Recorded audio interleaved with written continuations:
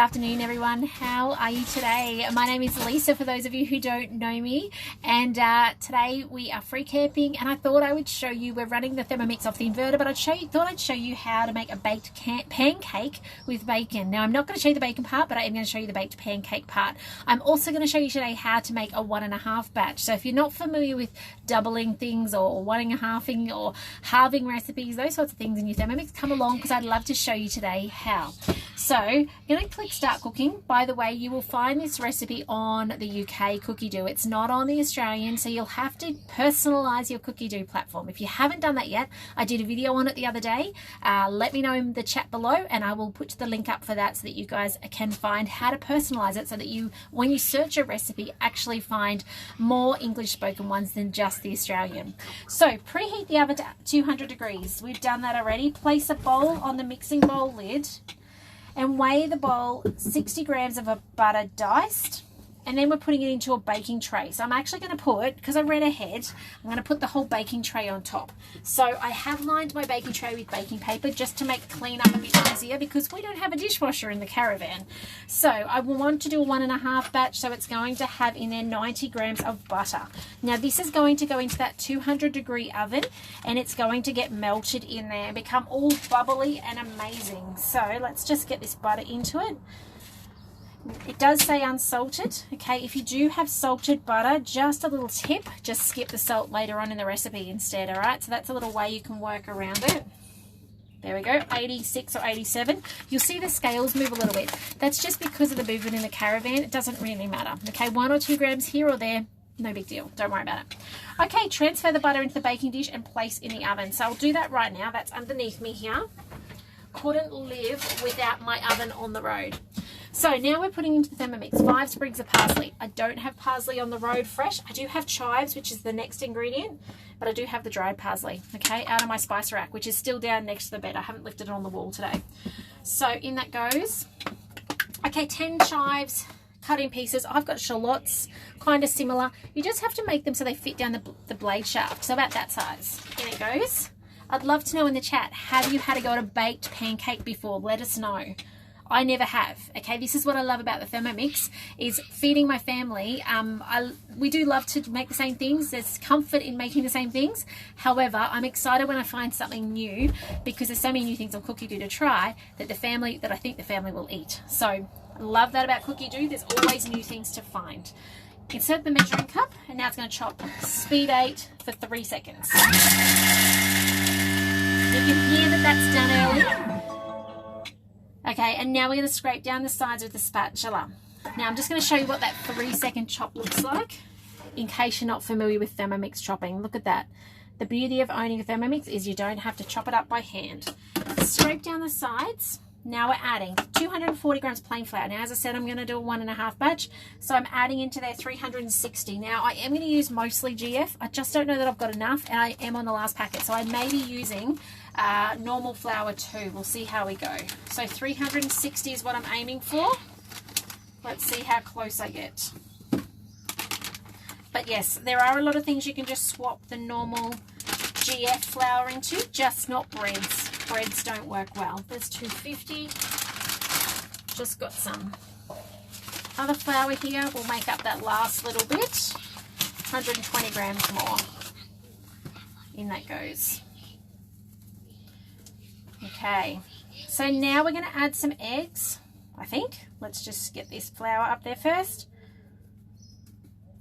There we go. Okay, we're adding some milk first. So we've got 240 grams of milk. Again, I'm doing a 1.5 batch, so 360. In that goes. You could use a nut milk if you wanted to. We've just been carting this milk around for some reason for a while. We just had a discussion actually this morning where it came from and how long ago it was put in the van. It literally has been in there for a little while now. It hasn't expired though. Okay, 4 large eggs. I've got 6 cracked and ready to go. In there you go. We're nearly done. Now this could be sweet. It doesn't have to be a savoury pancake. However, we're doing the savoury. I'm going to make later the sauce and the bacon to put with it. but if you didn't want that, you could of course make it a sweet with some sugar here instead of the salt. Okay, so just swap that over. I'm putting 1.5 teaspoons in. You could also use your veggie stock, I reckon. However, mine's very green at the moment. I might get green pancake, so we'll just leave it with the salt today. Insert the measuring cup and let's mix this batter together. 15 seconds to mix the batter. Off it goes.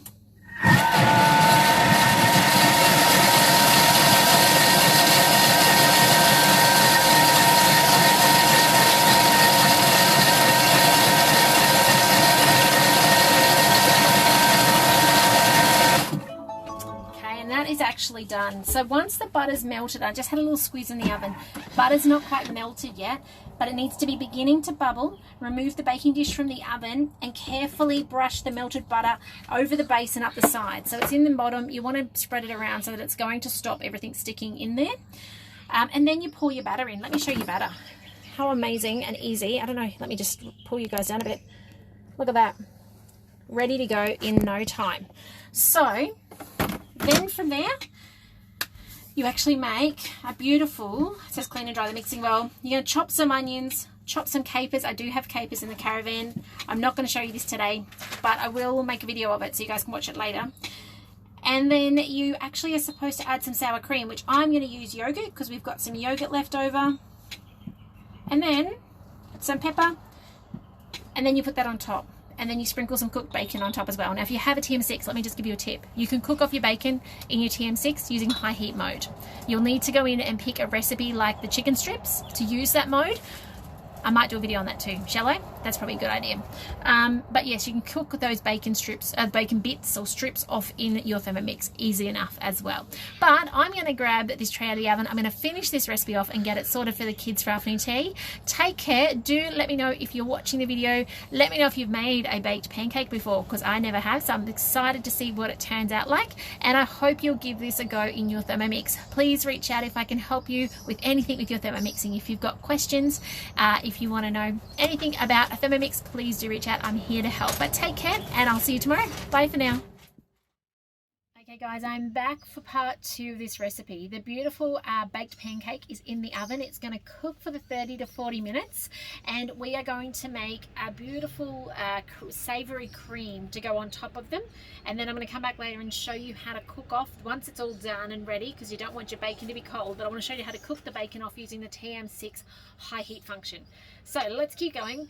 Clean and dry mixing bowl, I've done that. So first things first is some onions quartered. Now we are not a fan of the good old purple onion, so we are going to go a lot smaller than 50 grams. I think we've got about 30 here. Let's have a look.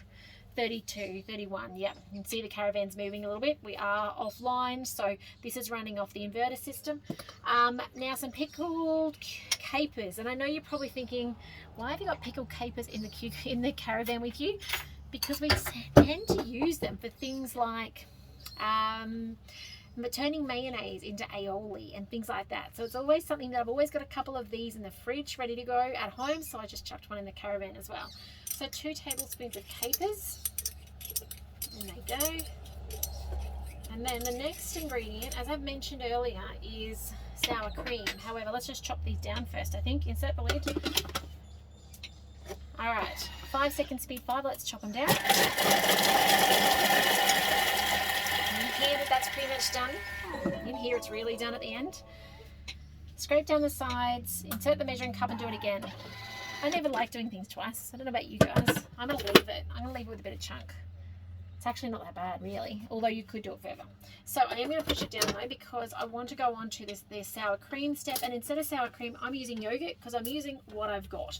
I reckon there's lots of different things you could use here instead. You could be using things like cream cheese and just put a little bit of vinegar in it. You could use cream with a little bit of vinegar to sour it. Obviously yogurt has that sourness to it already, so it will work perfectly fine.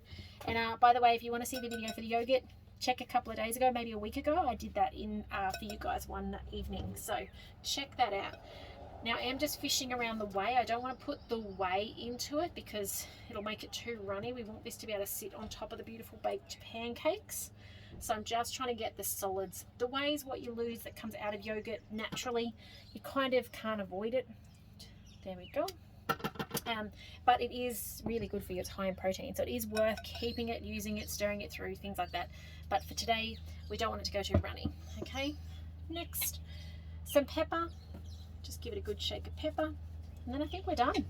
On with the measuring cup. Let me just get this last little bit of yogurt off that, and let it mix through. So it's going to take 10 seconds to mix through, and then it's going to be ready to go. We'll put it in a container into the fridge until the pancake comes out of the oven, and I'm going to come back in a couple of seconds time, probably more, not a couple of minutes time. There we go. It tells you to transfer it to the fridge, and with 5 minutes left on the baked pancake, it tells you to come back and do the last step. But let me just show you this. How good does that look? Beautiful. This is going to taste absolutely amazing. So I'll be back with 5 minutes to go on the baked pancake to show you how to cook off bacon using your high heat function on your TM6. See you soon, guys. Bye for now. Okay guys, welcome back for part 3 of this beautiful baked pancake with sour cream and bacon on top. Now I told you I'd come back and show you how to not have to do your bacon on a hot plate, but instead in your TM6. Now a TM6 goes hotter than any of our other models did, so you've got this high heat function. Now I can hack a recipe. Now what does that mean? It means I find a recipe with approximately the same amount of weight ingredients than what I want to end up with, and I use that to sear it off instead of standing at a stovetop. And I don't know about your cooking, but with my cooking, I am one of these people that get distracted easily, and very quickly bits of onion, bits of bacon become black shards because I turn up the temperature, I try and stir as fast as I could, and I couldn't. And that was the story of us before we had a Thermomix. So I want to show you how to do this. It is amazing. So we're just going to start cooking. First things first is you need some oil. Keep that in the bottom, keep everything moving in there. So in this goes. Top, a little bit heavy, that's okay. Now a little tip with your high heat, always go heavier than what the recipe calls for. 50 grams of bacon cubes. We're going to come back to that because we actually want to go straight through to the where it says chicken thighs, but we're actually going to put in 250 plus, I'm going to put in the 50 grams that they were asking for before, which actually wasn't 50, I think it was less than that. So I'm going to put 250 grams, 300 grams of bacon into the Thermomix, ready to cook off all in one go. So in this goes, hopefully I'm not putting in too much, let's give it a go. But we do need to go over the weight. High heat recipes like to go overweight, not underweight. A little bit more. I'm going to aim for 300. Okay, there we go, close, there we go. All right, done. Next, make sure that it is evenly distributed. It's pretty evenly distributed in there. By the way, this is just diced bacon from the deli. Place the splash guard in place. Oh, I need to get mine out. Okay, the TM6 comes with a splash guard. I didn't grab it out of the cupboard. I'll do it off camera later. And it replaces the measuring cup so that it doesn't sweat off inside. If it stays with the measuring cup on, the humidity stays on it, it won't crisp off. So we want to take this out to allow that steam out. But the splash guard stops it splashing, and the oil getting out and getting on you or your kitchen and things like that keeps it really safe. So it's got 7 minutes. Turn the selector. Off it goes. Now one more point to be made about high heat. If you are using high heat, there will be times when your Thermomix stops moving. Okay, it will wiggle, it'll jiggle, and then it will stop, and it will sizzle. Okay, so wiggle, jiggle, and then sizzle. There it goes. See how it's not moving now? That is the way it's designed to be. It's not something wrong, okay? Especially those of you who've had a TM31 and TM5, you go, oh my gosh, Thermomix stopped, it's broken. Nah, not broken. It's the way it's designed to be. A bit like your saucepan, right?